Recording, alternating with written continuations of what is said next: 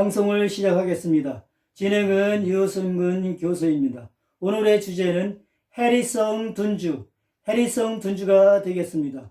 방송 순서는 개념, 특징, 원인, 증상 및 진단, 치료순이 되겠습니다.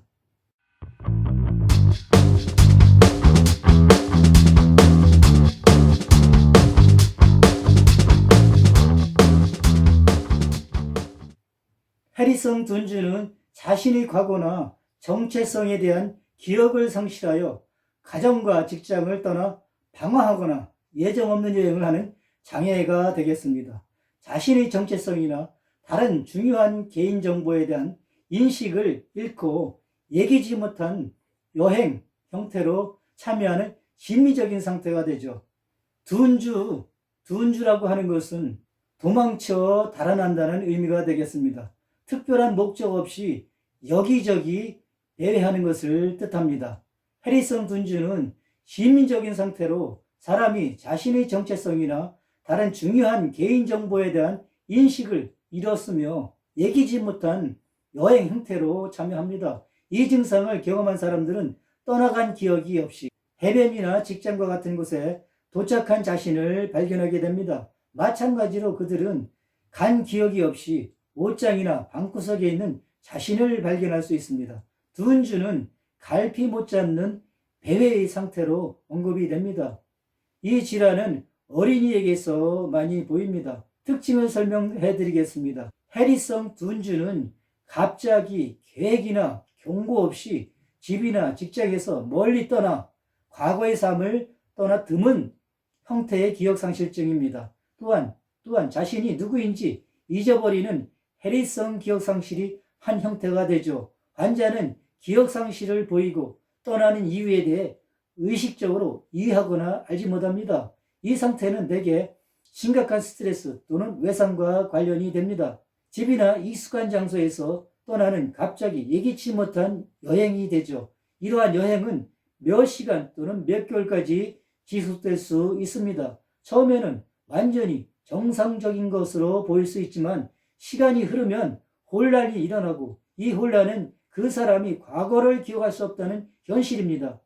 환자는 정신병적 증상이 전혀 없거나 약간 혼란스러워 보일 수 있습니다. 증상이 발현되는 동안 환자는 새로운 정체성을 취하고 새로운 이름을 완성하며 심지어는 새로운 가정을 세우고 공동체와 관계를 맺을 수도 있죠. 그러나 종종 몇 시간이나 며칠 만에 잘못되었다는 것을 알게 됩니다.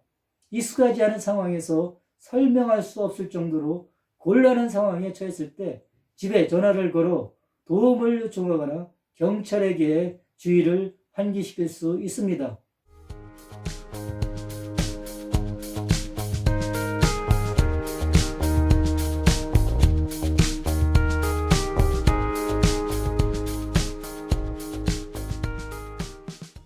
원인을 설명해 드리겠습니다. 해리성 둔주의 발병은 외상 또는 스트레스가 많은 사건과 관련이 깊습니다.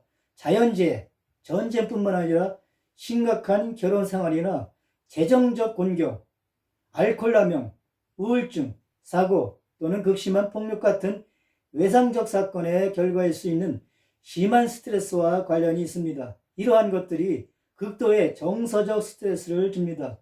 이 질환은 가혹한 공경 또는 당황해서 도피하는 유일한 가능한 방법처럼 보입니다. 예를 들면 재정적으로 고민한 경영자가 정신없이 바쁜 삶을 벗어나 노동자로 사는 경우가 있습니다. 심지어 어떤 경우에는 노숙자로 사는 경우도 있습니다. 책임을 회피할 변명을 주거나 알려진 위험에 노출하는 것을 감수할 수 있기 때문에 꾀병처럼 보일 수 있습니다. 그러나 자발적으로 발생하며 거짓이 아닙니다. 사람의 외적인 행동이 정상적으로 보이기 때문에 다른 사람들이 진행되는 증상을 확인하기 어렵죠. 이것은 실제로 자신에게 일어날 수도 있고 다른 사람에게 일어나는 것을 목격할 수도 있고 그들이 보았던 것에 의해 심한 상처를 입을 수도 있습니다.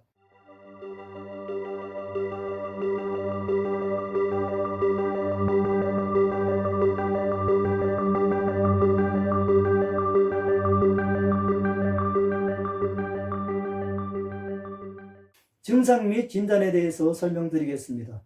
해리성 둔주는 해리성 기억 상실의 하위 유형이지만 해리성 정체성 장애를 경험하는 사람들에게 더 흔한 질병이 됩니다. 해리는 일반적으로 사람들이 극심한 심리적 공경에서 벗어나는데 도움이 되는 외상에 대한 방어책으로 생각이 됩니다. 신체적, 정신적으로 위협적이거나 견딜 수 없는 환경을 벗어날 수 있는 상태이죠. 해리성 둔주 상태에서 발생할 수 있는 여행은 불과 몇 시간 또는 몇 주 또는 몇 달 동안 지속될 수 있습니다. 어떤 경우에는 이 증상은 몽유병과 구별하기가 어려울 수 있습니다. 이 질환이 끝난 후 둔주 기간 동안 일어난 일을 기억할 수 없습니다.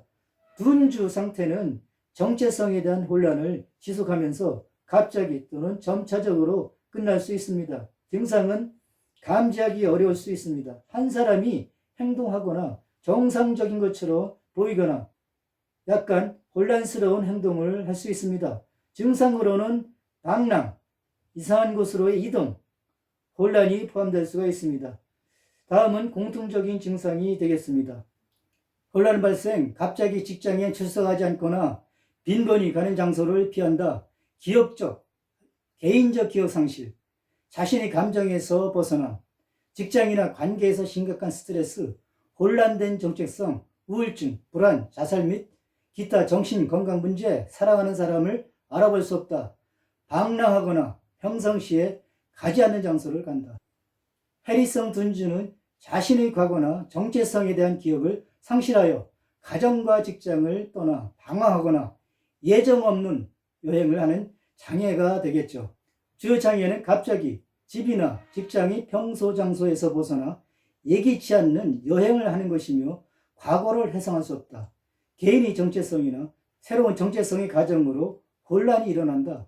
장애는 해리성 정체성 장애의 과정에서만 발생하는 것이 아니며 물질 또는 일반적인 의학적 상태의 직접적인 생리학적 효과 때문이 아니다.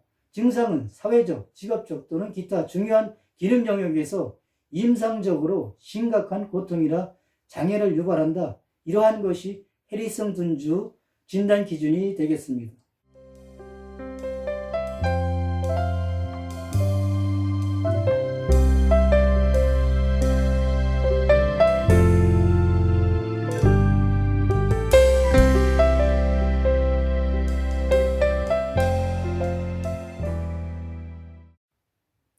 치료에 대해서 설명드리겠습니다.